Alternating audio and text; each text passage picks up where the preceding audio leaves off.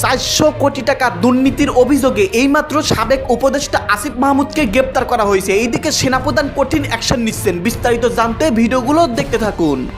উপদেষ্টা আসিফ মাহমুদ তার বিরুদ্ধে তার এপিএস এর বিরুদ্ধে 400 কোটি টাকা ধান্দাবাজির যে অভিযোগ ছিল সেটার বিচার কি হবে? মনে হচ্ছে হবে। ডক্টর ইউনূসের সরকার আজকে কঠিন এক অ্যাকশনে গেছে।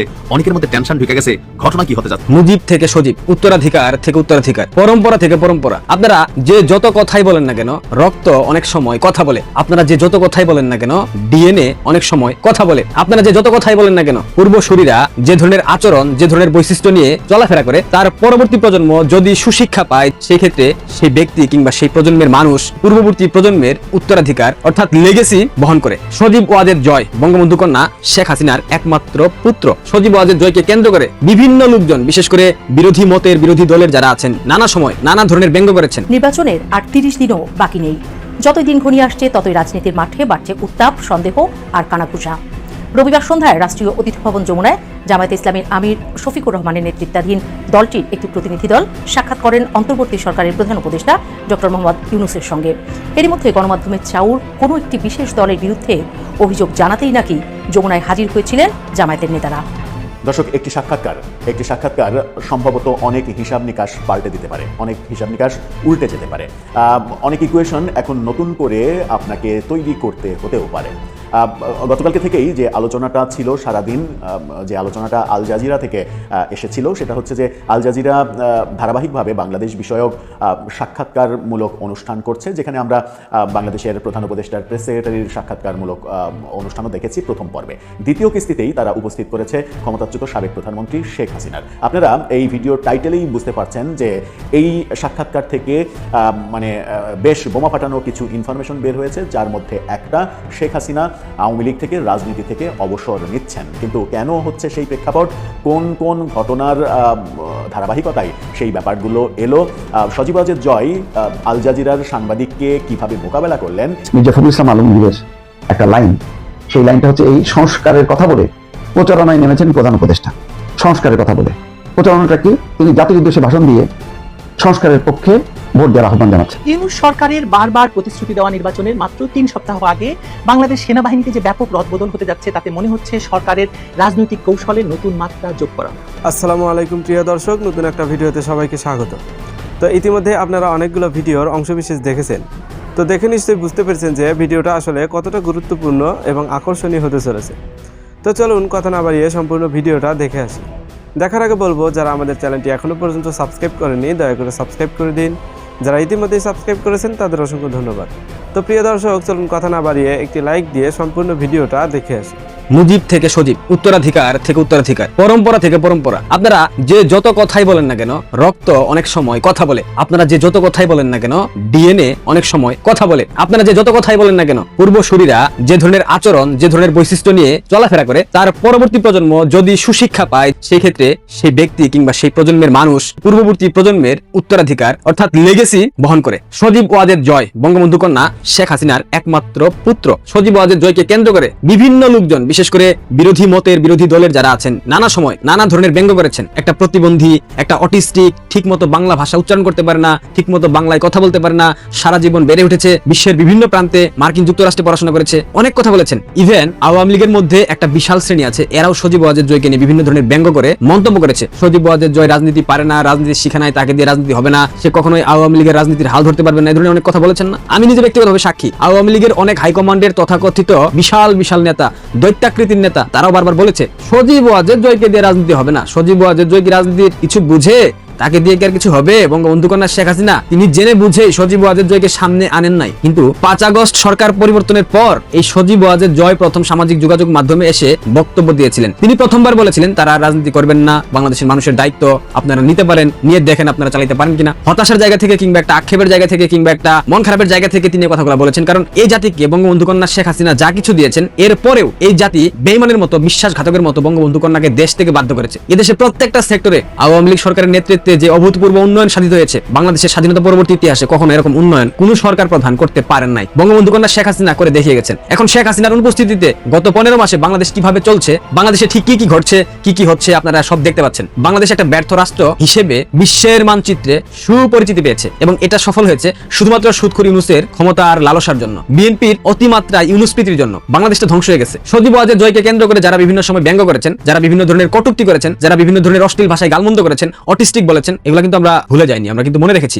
সজীব ওয়াজেদ জয় 5 আগস্টের পর থেকে তিনি তার দূরদর্শিতার পরিচয় দিয়ে যাচ্ছেন একের পর এক। গতকাল ডিপ স্টেটের অন্যতম প্রথম শ্রেণীর দালাল মিডিয়া আল জাজিরাতে একটা সাক্ষাৎকার দিয়েছেন ওয়াশিংটন থেকে সজীব ওয়াজেদ জয়। সেখানে অনেক লম্বা কথা বলেছেন, অনেক বিষয় নিয়ে কথা বলেছেন। একটা স্পেসিফিক কথা আমি আপনাদের সাথে শেয়ার করি, তার আগে ভিডিওটাই দেখেন আপনারা। Mishandling a mild word for the killings of hundreds and hundreds of mainly Again, unarmed what- protesters what by about- security forces ordered by your mother. Then none of it was ordered by my mother. If my mother had been willing to kill protesters, she would still be in power. আল জাজিরার সেই সাংবাদিক তাকে জিজ্ঞাসা করেছিল, আপনাদের সরকার শত শত শিক্ষার্থীকে হত্যা করেছে, যার নির্দেশদাতা ছিল আপনার মা শেখ হাসিনা। সজীব ওয়াজেদ জয়ের কি বোল্ড উত্তর আপনারা দেখেছেন, কি বোল্ড একটা স্টেটমেন্ট দিয়েছেন তিনি। পুরো সাক্ষাৎকারটা যদি আপনারা শুনেন তাহলে বুঝতে পারবেন সজীব ওয়াজেদ জয়ের মধ্যেও রাজনৈতিক প্রজ্ঞা ঠিক কতখানি আছে। দূর থেকে অনেক কিছু মনে হয়, বাট সামনে গেলে অনেক কিছু বোঝা যায় আসলে মানুষটা কেমন। প্রবাদ আছে না, নদীর এপার কহে ছাড়িয়া নিঃশ্বাস, ওপারেতে স্বর্গ সুখ তাহার বিশ্বাস। এপার থেকে মনে হয় সজীব ওয়াজেদ জয় বাংলা ভাষায় ঠিকঠাক কথা বলতে পারেন না, তিনি অটিস্টিক, তিনি এইটা, তিনি সেইটা, তিনি আওয়ামী লীগকে ভাঙনের হাত থেকে রক্ষা করতে পারবেন না। শেখ হাসিনার বর্তমানে আওয়ামী লীগের হাল ধরার মতো কেউ নাই, বলেন না আপনারা। সজীব ওয়াজেদ জয়কে আপনারা এত সহজেই ছেলে খেলা ভাবলেন? সজীব ওয়াজেদ জয় কোথায় পড়াশোনা করেছে কোনো আইডিয়া আছে? জানেন আপনারা? যদি না জানেন একটু গুগলে ঘাটাঘাটি করেন। হার্ভার্ড ইউনিভার্সিটি থেকে পড়াশোনা করেছেন। এখানে খামবাজিয়া কখনো স্বপ্নে দেখেছিল? হার্ভার্ডের বারান্দায় কি খামবাজিয়া কখনো যাইতে পারছে? পারবে? সে তো আমেরিকাতে রেড লিস্টেড, সে তো যাইতে পারবে না। ওই বিশ্ববিদ্যালয়ের আঙ্গিনাতে যাওয়ার সক্ষমতা বাংলাদেশের অনেক রাজনৈতিক নেতার নাই, অনেক রাজনৈতিক বিশ্লেষকের নাই, এবং সেই বিশ্লেষকরাই সজীব ওয়াজেদ জয়কে অটিস্টিক বলে অভিহিত করে। কি লজ্জা, কি লজ্জা। ব্যারিস্টার ফুয়াদ, টাকলা ফুয়াদ উল্টাপাল্টা কথা বলে, অনেক কথা বলেছে, সব কিন্তু শুনেছি আমরা, সব কিন্তু আমাদের মাথায় আমরা গেঁথে রেখে দিয়েছি। সজীব ওয়াজেদ জয়ের আইকিউ লেভেল কোথায় আপনারা জানেন? কোনো আইডিয়া আছে? যারা অনেক বেশি প্রজ্ঞাবান, অনেক বেশি মেধাবী হয় তারা একটু এভাবে কথা বলে, তারা একটু অগুছালো থাকতে পছন্দ করে। সজীব ওয়াজেদ জয়ের মধ্যে আপনারা কখনো অহংকার, দাম্ভিকতা, অহমিকা দেখেছেন? তার যে শিক্ষাগত যোগ্যতা, তার যে পারিবারিক ব্যাকগ্রাউন্ড, তার যে অর্থনৈতিক স্টেবিলিটি, তিনি কি কখনো এসবের দাম্ভিকতা কোথাও দেখিয়েছেন? তিনি কোথাও গিয়ে কখনো কোনো উগ্র ভাষায় বক্তব্য দিয়েছেন? কখনো প্রতিহিংসামূলক কথা বলেছেন? বলেন নাই। 5 আগস্টের পর তিনি কিন্তু বলেছিলেন খালেদা জিয়াকে দীর্ঘদিন কারা ভোগ করানো ঠিক হয় নাই, একথা কিন্তু সজীব ওয়াজেদ জয় বলেছেন। সজীব ওয়াজেদ জয় বারবার সহনশীলতার রাজনীতির হাত বাড়িয়ে দিয়েছেন, সুষ্ঠু ধারার গণতান্ত্রিক রাজনৈতিক পরিবেশ সৃষ্টির জন্য বারবার হাত বাড়িয়ে দিয়েছেন, কিন্তু প্রতিপক্ষের ইন্টার পাস অথর্ব নেতা সেখানে সাড়া দেয়নি, দেবে না। সজীব ওয়াজেদ জয়ের ভাগ্যটা অত্যন্ত খারাপ। আপনারা বলতে পারেন কিভাবে? সজীব ওয়াজেদ জয়ের ভাগ্যটা ঠিক তার মা বঙ্গবন্ধু কন্যা শেখ হাসিনার মতোই খারাপ। বঙ্গবন্ধু কন্যা শেখ হাসিনার রাজনৈতিক প্রতিপক্ষ ছিল 8 পাস জঙ্গি মাতা, যে কিনা রাজনীতির রটা বুঝতো না, যে শুধু বুঝতো কিভাবে ক্ষমতাকে করায়ত্ত করা যায়, যে শুধু বুঝতো কিভাবে ক্ষমতাকে দীর্ঘায়িত করা যায়, যে শুধু জানতো অবৈধভাবে ক্ষমতায় দীর্ঘমেয়াদে টিকে থাকা যায়, যদিও বারবার লাথি উস্টা খেয়ে তাদের পতন হয়েছে। শেষ 15 বছর তারা ক্ষমতার ধারের কাছেও যেতে পারেনি। 21 আগস্ট গ্রেনেড হামলা ঘটনার মতো জঘন্য ঘটনা 8 পাস প্রধানমন্ত্রী এবং তার সুযোগ্য কুসন্তান ইন্টার পাস খামবাজিয়া ঘটিয়েছিল। ঠিক একইভাবে সজীব ওয়াজেদ জয়ের ভাগ্যটা অনেক খারাপ, তাকেও রাজনৈতিক প্রতিপক্ষ হিসেবে পাইতে হচ্ছে ইন্টারমিডিয়েট পাস একজন খামবাচুরাকে, একজন গ্রেনেড জিয়াকে। এটা সজীব ওয়াজেদ জয়ের জন্য অত্যন্ত দুঃখের বিষয়। বাংলাদেশের অসভ্য মানুষের অসভ্য রাজনৈতিক নেতা হতে গেলে অবশ্যই অসভ্য হইতে হবে, এই নিয়ে কোনো সন্দেহ নাই। আপনি সুষ্ঠু ধারার সুশীল রাজনীতি করে বাংলাদেশে, প্রগতিশীল রাজনীতি করে বাংলাদেশে কখনো দীর্ঘমেয়াদে ক্ষমতায় থাকতে পারবেন না। বাংলাদেশের রাজনৈতিক প্রেক্ষাপটে এবং বাংলাদেশের মানুষের যে মন মানসিকতা, এখানে যদি কানাডার প্রধানমন্ত্রী জাস্টিন ট্রুডোকে নিয়ে এসে বসিয়ে দেওয়া হয়, তবুও তিনি আমার মনে হয় না 7 দিন চালাতে পারবেন রাষ্ট্র। 7 দিন পরে তিনি দৌড়ে চলে যাবেন। রাজনৈতিক দলগুলোকে যেমন শুধরাইতে হবে, রাজনৈতিক দলগুলোর মধ্যে যেমন স্থিতিশীলতার রাজনৈতিক চর্চা আনতে হবে, রাজনৈতিক দলগুলোর মধ্যে যেমন প্রগতিশীল রাজনীতি চর্চা করতে হবে, রাজনৈতিক দলগুলোর মধ্যে যেমন মৌলবাদী উগ্রবাদী চিন্তা ভাবনা পরিহার করে রাজনীতি করতে হবে, ঠিক একইভাবে বাংলাদেশের মানুষের মধ্যে থেকেও যে ধর্মীয় অনুভূতির নামে ধর্মীয় উগ্রতা, ধর্মীয় অনুভূতির নামে ধর্মকে ব্যবসা করে পুঁজি বানিয়ে রাজনীতি করা, ধর্মীয় অনুভূতির নামে বাংলাদেশের মানুষকে কুক্ষিগত করা, ধর্মীয় অনুভূতির দোহাই দিয়ে নানায় তাকবীর আল্লাহু আকবার স্লোগান দিয়ে প্রতিপক্ষকে হত্যা করা, প্রতিপক্ষের মানুষের উপর নির্যাতন নিপীড়ন চালানো, এইসব বন্ধ করতে হবে। আগে সাধারণ মানুষকে ঠিক হইতে হবে, দেন না পলিটিক্যাল পার্টিগুলো ঠিক হবে। আগে আপনারাই ঠিক নাই, আমি ঠিক নাই, আপনি ঠিক নাই, তাহলে পলিটিক্যাল পার্টি কিভাবে ঠিক হবে? একটা দেশকে, একটা সমাজকে পরিবর্তন করতে হলে অবশ্যই শিক্ষাগত যোগ্যতা, পারিবারিক ব্যাকগ্রাউন্ড এবং ওই রকম মন মানসিকতা সম্পন্ন ব্যক্তিকে রাজনৈতিক নেতা হিসেবে নির্বাচন করতে হবে। কোনো ইন্টারমিডিয়েট পাস বিদেশ পলাতক চুরবাটপারকে বাংলাদেশের প্রধানমন্ত্রী বানিয়ে বাংলাদেশের মানুষের পায়ে আর সেকেন্ড পেরেকটা দয়া করে মাইরেন না। আপনাদের কপালে অনেক দুর্গতি আছে, আমাদেরকে অনেকে গালিগালাজ করেন, কোনো সমস্যা নেই, গালিগালাজ করেন ভাই, সমস্যা নাই। আমাদের কথাগুলো একটা সময় আপনাদের মনে পড়বে, যখন অদূর ভবিষ্যতে বাংলাদেশ পুরোপুরি সম্পূর্ণরূপে ব্যর্থ রাষ্ট্র হয়ে যাবে, বাংলাদেশের অর্থনীতি ভেঙে পড়বে, বাংলাদেশের সার্বিক কাঠামো ভেঙে পড়বে, বাংলাদেশের আইন শৃঙ্খলা অলরেডি ভেঙে পড়েছে, আর যখন বাকি অংশটুকু ভেঙে পড়বে, তখন আপনারা প্রত্যেকে আমাদের কথাগুলো মন থেকে ভাববেন আর বলবেন আমরা ঠিক বলে গিয়েছিলাম। আমাদের এই ভিডিওগুলো কিন্তু থেকে যাবে, যদি কখনো মরে যায় তারপরেও কিন্তু এগুলা স্মৃতি হিসাবে থাকবে, আপনারা দেখবেন বের করে। তখন গতকালকে সজীব ওয়াজেদ জয়ের সাক্ষাৎকারের পর এখনো সজীব ওয়াজেদ জয়ের প্রজ্ঞা, মেধা, বিচক্ষণতা এবং স্মার্টলি মিডিয়াকে ডিল করার যে একটা প্রবণতা, এসব কিছু দেখার পরেও যারা এখনো সজীব ওয়াজেদ জয়কে অটিস্টিক বলার চেষ্টা করছেন, সজীব ওয়াজেদ জয়কে কেন্দ্র করে বিভ্রান্তিকর মন্তব্য করছেন, সজীব ওয়াজেদ জয়কে কেন্দ্র করে কুৎসা রটাচ্ছেন, তারা দয়া করে বন্ধ হয়ে যান। রাজনীতি একটা চলমান গতিশীল প্রক্রিয়া। চেয়ার এমন একটা জিনিস, চেয়ারের উত্তাপ এমন একটা জিনিস, এখানে বসলে বেকা মানুষটাও না তীরের মতো সোজা হয়ে যায়। সজীব ওয়াজেদ জয় তার যে রাজনৈতিক মেধা প্রজ্ঞা, তাকে যদি বঙ্গবন্ধু কন্যা ঠিকঠাক 6 মাস নার্সিং করেন, আমি ড্যাম শিওর সজীব ওয়াজেদ জয় বাংলাদেশের সাধারণ মানুষের সব থেকে বেশি জনপ্রিয় নেতা হয়ে গড়ে উঠবেন। এটা আমি দৃঢ়ভাবে বিশ্বাস করি, কারণ সেই প্রজ্ঞা, সেই মেধা, সেই বিচক্ষণতা, সেই দৃঢ়তা, সেই ব্যক্তিত্ব সজীব ওয়াজেদ জয় ধারণ করে। সেই জন্যই বলেছি মুজিব থেকে সজীব, বঙ্গবন্ধুর বসার স্টাইল, বঙ্গবন্ধুর কথা বলার স্টাইল, বঙ্গবন্ধুর ডায়লগ ডেলিভারির স্টাইল, প্রত্যেকটা বিষয়ের সাথে আপনারা খেয়াল করে দেখবেন, একদম মন দিয়ে সজীব ওয়াজেদ জয়ের মধ্যে একটা অভূতপূর্ব মেলবন্ধন আছে। মন দিয়ে লক্ষ্য করলে অনেক কিছু দেখা যায়। সৃষ্টিকর্তাদের বলেছে মন দিয়ে ঈশ্বরকে খুঁজলে ঈশ্বরকে খুঁজে পাওয়া যায়। সো দ্যাট মন দিয়ে খোঁজার চেষ্টা করেন, পেয়ে যাবেন। পৃথিবীতে কোনো শূন্য স্থান কখনো খালি থাকে না। বঙ্গবন্ধু কন্যা শেখ হাসিনার অবর্তমানে কিংবা শেখ হাসিনার পরবর্তী যদি কোনো নেতৃত্ব বাংলাদেশ আওয়ামী লীগকে সুসংগঠিত করতে পারে, সেটা নিঃসন্দেহে সজীব ওয়াজেদ জয়। এখনো যারা চুলকানি, এখনো যাদের চুলকানি হচ্ছে, খুশপাচরা হচ্ছে, আপনারা দয়া করে মলম লাগান, অন্যথায় নির্ঘাত পস্তাবেন। এখান থেকে বেরোয় আসার কোনো সুযোগ নাই। সবাই ভালো থাকবেন। সজীব ওয়াজেদ জয় ভাইয়ের জন্য অনেক অনেক শুভকামনা থাকবে। কানাঘুষা শোনা যাচ্ছে জামায়াতের অভিযোগ নাকি এককালের শরিক বিএনপির চেয়ারম্যান তারেক রহমানের বিরুদ্ধে। কেন অভিযোগের তীর ঘুরে ফিরে তারেক রহমানের বিরুদ্ধেই? তবে কি মনোনয়ন বাতিল হয়ে যাচ্ছে তারেক রহমানের? তারপর কি বিএনপি ভোট বয়কট করবে? এমন হাজারটি প্রশ্ন এখন বাংলাদেশের রাজনীতির আকাশে বাতাসে। বৈঠক শেষে জামায়াতে ইসলামীর নায়েবে আমির সৈয়দ আব্দুল্লাহ মোহাম্মদ তাহের যদিও কোনো রাজনৈতিক দলের নাম সরাসরি বলেননি। তার ভাষ্যমতে গত 2-3 সপ্তাহ ধরে একটি দলের প্রধানকে বাড়তি নিরাপত্তা ও প্রোটোকল দেওয়া হচ্ছে। এতে নির্বাচনী মাঠে সব দলের জন্য সমান সুযোগ থাকার যে কথাটি, সেটি নষ্ট হচ্ছে। অর্থাৎ জামায়াতের বক্তব্য পরিষ্কার, নিরাপত্তা দেওয়ার সমস্যা নেই, সমস্যা হচ্ছে একপেশে আচরণে। তার মতে বড় রাজনৈতিক দল হিসেবে জামায়াত ইসলামের আমিরের সঙ্গেও একই আচরণ করা উচিত। তা না হলে মানুষ নির্বাচন কমিশনকে পক্ষপাত দুষ্ট বলবে। অর্থাৎ তার অভিযোগের বিষয়বস্তু স্পষ্টই বিএনপি। এটা বুঝতে কোনো বিশেষজ্ঞ হওয়ার প্রয়োজন আছে কি? জামায়াতের অভিযোগ এখানেই থেমে নেই। তাদের দাবি মনোনয়ন বৈধ হবে না, বাতিল হবে। এই সিদ্ধান্ত নিতে নির্বাচন কমিশন মূলত দুটি বিষয় দেখছে: 1, কেউ ঋণ খেলাপি কিনা, 2, তার দ্বৈত নাগরিকত্ব আছে কিনা। এসব আলোচনার মাঝখানে এসে দাঁড়িয়েছে তারেক রহমানের নাগরিকত্ব নিয়ে প্রশ্ন। তিনি কি ব্রিটিশ নাগরিক নাকি শুধু রাজনৈতিক আশ্রয় থাকা একজন বাংলাদেশি নেতা? তারেক রহমান যে হলফনামা জমা দিয়েছিলেন সেখানে তিনি নিজেকে বাংলাদেশি নাগরিক বলেছেন, কোথাও তিনি নিজেকে ব্রিটিশ নাগরিক বলে লেখেননি। তাহলে এসব প্রশ্ন আসছে কেন?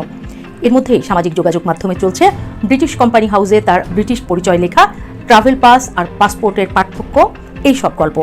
এরপর সংবিধানের 66 অনুচ্ছেদ অনুযায়ী বিদেশি নাগরিক হলে এমপি হওয়া যাবে কিনা, আর বিএনপি বা হঠাৎ কেন নির্বাচন কমিশনে গিয়ে দ্বৈত নাগরিকত্বের প্রসঙ্গ তুলছে, এসব প্রশ্ন। তিনি যদি আগে কোনো বিদেশি নাগরিকত্ব নিয়ে থাকেন তাহলে সেটি ত্যাগ করার প্রমাণ কি তিনি দেখাতে পেরেছেন, বা তিনি নিয়েছিলেন কিনা তার প্রমাণ আছে? আইন বিশেষজ্ঞরা বলছেন শুধু হলফনামায় লিখলেই নাগরিকত্ব ত্যাগ হয়ে যায় না, সংশ্লিষ্ট দেশের কাগজপত্র দেখাতে হয়। এই কারণেই অনেকে বলছেন নাগরিকত্ব ইস্যুটা এখন বিএনপির জন্য বড় রাজনৈতিক চাপ হয়ে উঠছে। বিবিসি বলছে নাগরিকত্ব ত্যাগ করা সহজ কোনো ব্যাপার নয়, শুধু আবেদন করলেই তা শেষ হয়ে যায় না। সংশ্লিষ্ট দেশের সরকার সেই আবেদন গ্রহণ করেছে এই প্রমাণ দেখাতে হয়। বিশেষ করে ব্রিটিশ ন্যাশনালিটি অ্যাক্ট 1981 অনুযায়ী নাগরিকত্ব ত্যাগের প্রক্রিয়া বেশ দীর্ঘ। এই প্রক্রিয়া শেষ না হলে রিটার্নিং কর্মকর্তা মনোনয়ন বাতিল করতে পারেন, আইনে সে সুযোগ আছে। যদিও অনেকেই প্রশ্ন করছেন দ্বৈত নাগরিকরা কখনো নির্বাচনে দাঁড়াতে পারেন, আবার কখনো পারেন না কেন? এর কারণ আইন আলাদা। সংবিধানের 66 অনুচ্ছেদ অনুযায়ী দ্বৈত নাগরিকরা সংসদ সদস্য হতে পারবেন না। এখানে বলে রাখা ভালো, স্থানীয় সরকার নির্বাচনে তাদের জন্য এমন বাধা নেই, কারণ সংসদে দেশের আইন তৈরি হয় আর স্থানীয় সরকার মূলত উন্নয়নমূলক কাজ করে। এই পার্থক্য থেকে বিভ্রান্তি তৈরি হচ্ছে। এরই মধ্যে জাতীয় নাগরিক পার্টির নেতা এহতেশাম হকের সিলেট 1 আসনের মনোনয়ন বাতিল হয়েছে। দ্বৈত নাগরিকত্বের কারণ দেখিয়ে তার মনোনয়ন বাতিল করা হয়েছে বলে শোনা যাচ্ছে। অথচ একই ইস্যুতে সিলেট 3 আসনে বিএনপির এক প্রার্থীর ক্ষেত্রে নরম অবস্থান নেয়ার অভিযোগ তুলেছেন কেউ। আর এসব কারণেই বারবার প্রশ্ন উঠছে তারেক রহমানের বিষয়ে। তিনি যদি তার ব্রিটিশ নাগরিকত্ব বাতিল করেই থাকেন তাহলে তার কাগজপত্রই বা কই? আবার যদি সত্যিই নাগরিকত্ব বাতিল করতেই হয় তাহলে আবার কোনো বিপদে পড়লে লন্ডনে যাওয়ার রাস্তা কি আর খোলা পাবেন? এমন প্রশ্ন উঠছে তারেক রহমানের সমর্থকদের ভেতরেও। তবে একটা বিষয় স্পষ্ট, জামায়াত খুব ভালো করেই জানে তারেক রহমানকে নিয়ে এসব প্রশ্ন তুলে কোনোভাবে যদি আলোচনায় থাকা যায় তবে কোনোভাবেই নির্বাচনে আসবে না বিএনপি। আর এতে 12 ফেব্রুয়ারি নির্বাচন হবে না তা তো জানা কথাই। হঠাৎ আলোচনায় কেন জাইমা রহমান? এসব টানাপোড়েনের মাঝেই আলোচনায় জাইমা রহমান। রবিবার এক অনুষ্ঠানে তিনি বলেন, আমি শুধু শুনতে, শিখতে ও কাজ করতে এসেছি। স্বাভাবিকভাবেই প্রশ্ন উঠছে, এটা কি নিছক সাধারণ বক্তব্য নাকি বিএনপির ভবিষ্যৎ কোনো পরিকল্পনার ইঙ্গিত? তাহলে কি বিএনপির পক্ষ থেকে এমন হতে পারে তা ধারণা করাই হয়েছিল? আর তার মানে কি এসব কিছু বিবেচনা করে তারেক রহমানের বিকল্প হিসেবে তৈরি করা হচ্ছে জাইমা রহমানকে? সময় বলে দেবে সব প্রশ্নের উত্তর। তবে অনেক বিশ্লেষকের মতে জামায়াত আর বিএনপির মধ্যে এভাবে সমস্যা শুরু হলে আসল লাভ হবে একটাই দলের, আওয়ামী লীগের। কারণ তারেক রহমানকে ঘিরে যদি আলোচনা চলতে থাকে, বিএনপি বিব্রত হবে, চাপে থাকবে। আর যদি চূড়ান্ত কিছু হয়, নির্বাচনে না যাওয়ার মতো পরিস্থিতি তৈরি করা হয় বিএনপির জন্য, তাহলে এই নির্বাচন পুরোপুরি প্রশ্নবিদ্ধ হবে। আর সেই পরিস্থিতিতে ভবিষ্যতে নিষিদ্ধ আওয়ামী লীগের সঙ্গে জোট করে জামায়াতের নতুন নির্বাচনের দাবি তুললেও অবাক হওয়ার কিছু থাকবে না। কারণ আওয়ামী লীগের দরকার শ্বাস নেবার জন্য বাতাস, আর জামায়াতের দরকার ক্ষমতা। রাজনীতিতে কত কিছুই তো হয়, তাই না? এখানে তো শেষ বলে কিছু নেই, সবই নতুন শুরু। দর্শক, একটি সাক্ষাৎকার সম্ভবত অনেক হিসাব নিকাশ পাল্টে দিতে পারে, অনেক হিসাব নিকাশ উল্টে যেতে পারে, অনেক ইকুয়েশন এখন নতুন করে আপনাকে তৈরি করতে হতেও পারে। গতকালকে থেকেই যে আলোচনাটা ছিল সারাদিন, যে আলোচনাটা আল জাজিরা থেকে এসেছিল, সেটা হচ্ছে যে আল জাজিরা ধারাবাহিকভাবে বাংলাদেশ বিষয়ক সাক্ষাৎকারমূলক অনুষ্ঠান করছে, যেখানে আমরা বাংলাদেশের প্রধান উপদেষ্টার প্রেস সেক্রেটারির সাক্ষাৎকারমূলক অনুষ্ঠানও দেখেছি প্রথম পর্বে। দ্বিতীয় কিস্তিতেই তারা উপস্থিত করেছে ক্ষমতাচ্যুত সাবেক প্রধানমন্ত্রী শেখ হাসিনার। আপনারা এই ভিডিওর টাইটেলেই বুঝতে পারছেন যে এই সাক্ষাৎকার থেকে মানে বেশ বোমা ফাটানোর কিছু ইনফরমেশন বের হয়েছে, যার মধ্যে একটা, শেখ হাসিনা আওয়ামী লীগ থেকে, রাজনীতি থেকে অবসর নিচ্ছেন। কিন্তু কেন হচ্ছে সেই প্রেক্ষাপট, কোন কোন ঘটনার ধারাবাহিকতায় সেই ব্যাপারগুলো এলো, সজীব ওয়াজেদ জয় আল জাজিরার সাংবাদিককে কিভাবে মোকাবেলা করলেন, সেটা একটা মানে যারা এই সাক্ষাৎকারটা গত ভোরবেলা, বাংলাদেশ সময় গত ভোর 4:30টায় আল জাজিরা থেকে প্রচারিত হয়েছে, লাইভ টেলিকাস্ট হয়েছে। এরপরে হয়তো আগামীকালকে আল জাজিরা ইংলিশ ইউটিউব চ্যানেলে সেটা আপলোড করা হবে। যারা গত ভোরে দেখতে পেরেছেন সজীব ওয়াজেদ জয়ের এই সাক্ষাৎকারটা, তারা হয়তো ঠিকই টের পেয়েছেন যে আল জাজিরার সাংবাদিকের পক্ষ থেকে একের পর এক সজীব ওয়াজেদ জয়ের দিকে বাউন্সার ছোড়া হয়েছে, ইয়র্কার ছোড়া হয়েছে, গুগলি ছোড়া হয়েছে, ফুল লেন্থ বল ছোড়া হয়েছে, একটাও শর্ট পিচ বল নেই, একটাও মানে আপনার স্ট্যাম্পের বাইরে ওয়াইডে বল নেই যে আপনি ঠিকঠাকভাবে ব্যাট চালিয়ে সেগুলোকে ছক্কা হাঁকাতে পারবেন। কিন্তু যতগুলো ইয়র্কার ছোড়া হয়েছে আল জাজিরার পক্ষ থেকে, রীতিমতো ব্যাটসম্যানকে বোল্ড করেই ছাড়বেন এরকম পণ নিয়ে সাংবাদিক একের পর এক ইয়র্কার ছাড়লেন, গুগলি ছাড়লেন, আমাদের কাটার মাস্টার মুস্তাফিজের মতো কাটার ছাড়লেন, কিন্তু এত বল করলেন, একটা বলে ব্যাটসম্যান সজীব ওয়াজেদ জয়কে একটু হিমশিম খেতে হয়েছে। সেই বলটা প্রচণ্ড রকমের ইয়র্কার বল ছিল, সেটা কোনো মতে তিনি ঠেকিয়ে দিয়েছেন, বাকি সমস্ত বল বুদ্ধিমত্তার সঙ্গে খেলে বোলারকে বোকা বানিয়েছেন। এই সাক্ষাৎকারটা কেন যেন মনে হলো যে এই সাক্ষাৎকারটা নতুন এক সজীব ওয়াজেদ জয়কে চিনিয়ে দিল। এত অভিযোগ, এত তথ্য উপাত্ত ঘেটে আল জাজিরা সজীব ওয়াজেদ জয়ের সাক্ষাৎকারের জন্য বসেছিল, কিন্তু শেষ পর্যন্ত আল জাজিরা কি জয়কে কাবু করতে পারলো, নাকি এক ধরনের ব্যাটসম্যান জয়ই বোলার আল জাজিরার সাংবাদিককে হয়রান করে ছাড়লেন?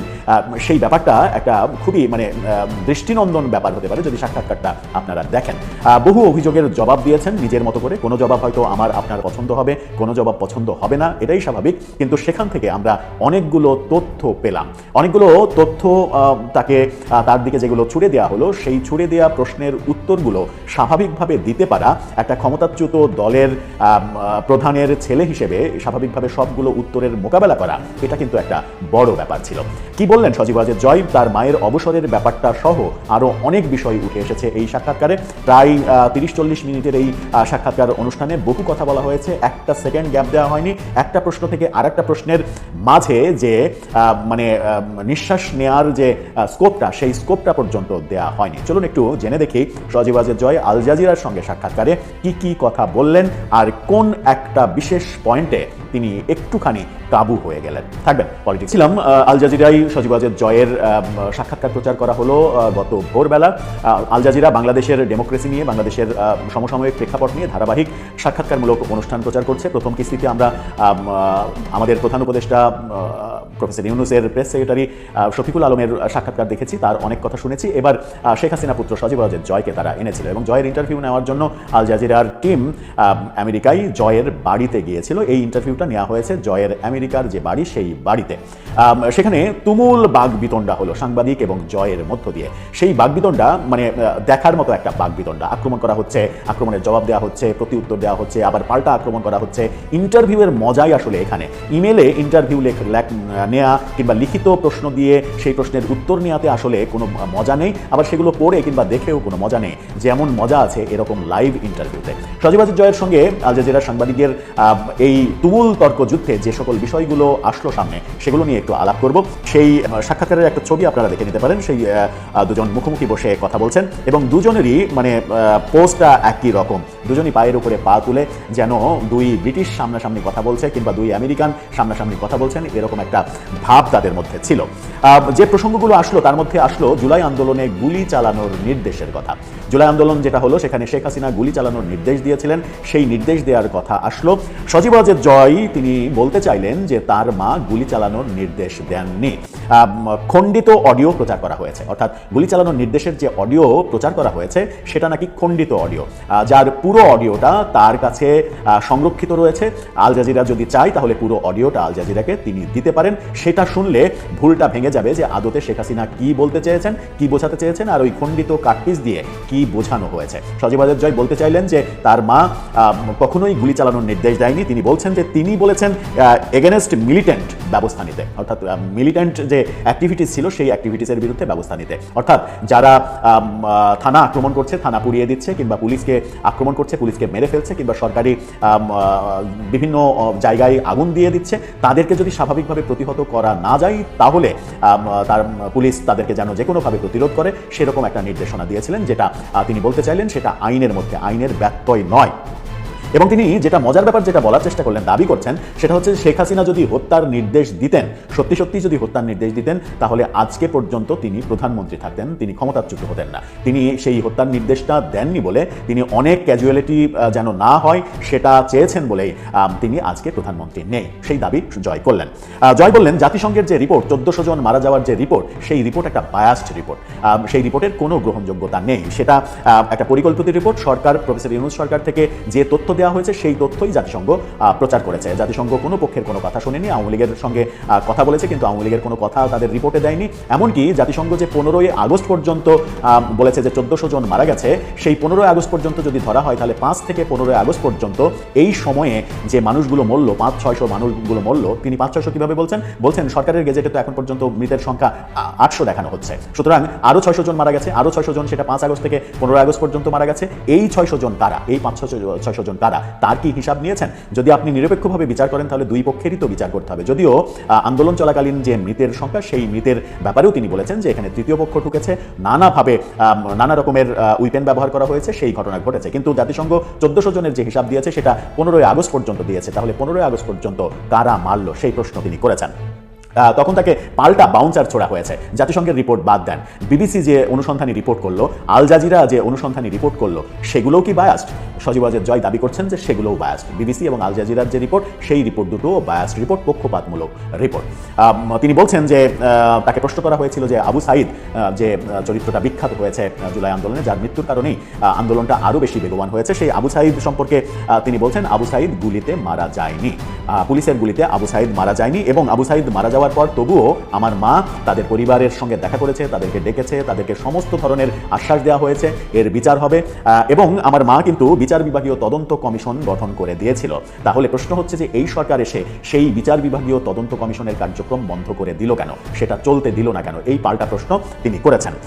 টিউলিপ প্রসঙ্গে কথা এসেছে, টিউলিপের যে দুদকের শাস্তি সেই প্রসঙ্গে কথা হয়েছে। তিনি বলেছেন যে মিথ্যা বানোয়াট অভিযোগে টিউলিপের বিরুদ্ধে বিষোদ্গার করা হয়েছে এবং টিউলিপ যে পদত্যাগ করেছেন সেই প্রসঙ্গ যখন এসেছে তখন তিনি বলেছেন যে টিউলিপ সেই বিব্রতকর পরিস্থিতিতে নীতিগতভাবে পদত্যাগ করেছে যেন তার কারণে তার সরকার কোনো বিপদে না পড়ে। কিন্তু পরবর্তীতে লেবার পার্টি এবং তাদের তদন্তে, সরকারের তদন্তে দেখা গেছে যে টিউলিপের বিরুদ্ধে যে অভিযোগ, সেই অভিযোগের কোনো সত্যতা নেই, সত্যতা তারা পায়নি।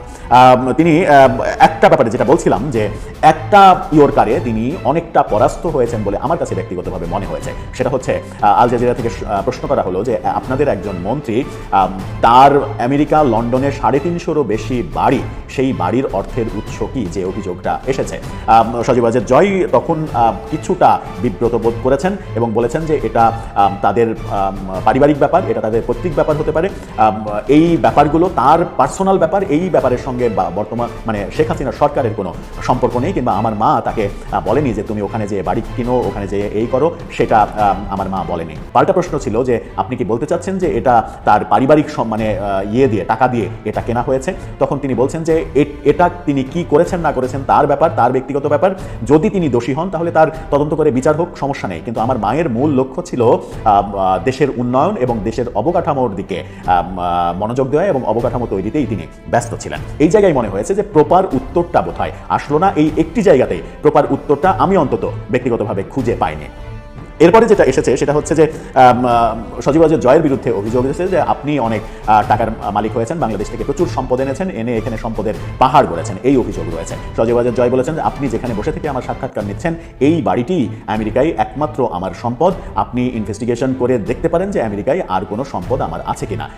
গত বছরের শুরুর দিকে আমি যে আমেরিকার নাগরিকত্ব নিয়েছি, সেই নাগরিকত্ব নেওয়ার সময় আমেরিকান সরকার নিশ্চয়ই তদন্ত করেছে, তদন্ত করে তারা যদি আমার অঢেল সম্পদের মানে বেহিসাবি সম্পদের খোঁজ পেত তাহলে নিশ্চয়ই তারা আমাকে নাগরিকত্ব দিত না। এটা আমেরিকা, এটা বাংলাদেশ নয়, এভাবেই তিনি বলেছেন। মানে এক ধরনের তিনি চ্যালেঞ্জই করেছেন যে আপনি তদন্ত করে দেখতে পারেন আমার কোথায় কি সম্পদ আছে। শেখ হাসিনা ভারতে অবস্থান করছেন, সেই ভারতে অবস্থান করার প্রসঙ্গে কথা এসেছে। ভারতে অবস্থান করার ব্যাপারে শেখ হাসিনার প্ল্যান বি আছে কিনা সেই প্রশ্ন জানতে চাওয়া হয়েছে, যে শেখ হাসিনা ভারতেই থাকবেন নাকি তার প্ল্যান বি আছে, অন্য কোথাও যাবেন। সজীব ওয়াজেদ জয় বলেছেন ভারত পৃথিবীর একমাত্র safest country for my mother, আমার মায়ের জন্য পৃথিবীর এই মুহূর্তে ভারতই সব থেকে নিরাপদ দেশ, সুতরাং তিনি ভারতে আছেন, ভারতেই থাকবেন, এটা নিয়ে কোনো ডাউট নেই। সেখান থেকে অন্য কোথাও যদি যান সেই দেশটা হবে বাংলাদেশ, অন্য কোথাও না। তার মানে তিনি নিশ্চিত করছেন যে শেখ হাসিনা যতদিন চাইবেন ভারতে থাকতে পারবেন, এরকম মানে আশা ভারত সরকারের কাছ থেকে তারা পেয়েছেন। নির্বাচনের প্রসঙ্গ এসেছে। বর্তমান সরকার যে নির্বাচন করছে, একপাক্ষিক নির্বাচন করছে, সজীব ওয়াজেদ জয়ের অভিযোগ, সেই অভিযোগ প্রসঙ্গে আল জাজিরা থেকে প্রশ্ন করা হয়েছে আপনারাও তো একপাক্ষিক নির্বাচন করেছেন, 14-তে, 18-তে, 24-এ একপাক্ষিক নির্বাচন করেছেন। সেই প্রসঙ্গে সজীব ওয়াজেদ জয় বলেছেন যে আমরা আইন করে কোনো দলকে নিষেধ করে নির্বাচনে অংশগ্রহণ করা থেকে বিরত রাখিনি, কিন্তু বর্তমান সরকার অবৈধভাবে নির্বাহী ক্ষমতায় আমাদের দলকে, যে দল মুক্তিযুদ্ধের নেতৃত্ব দিয়েছে সেই দলকে নিষিদ্ধ ঘোষণা করে রেখেছে এবং তার মাধ্যমে তারা নির্বাচনে আমাদেরকে অংশগ্রহণ করতে দিচ্ছে না। পার্থক্য এখানেই যে আমরা কাউকে নিষেধ করিনি কিংবা নিষেধাজ্ঞা দিইনি, আর তারা আমাদেরকে জোর করে নির্বাচন করতে দিচ্ছে না, সুতরাং আপনি দুইটা মিলাতে পারেন না।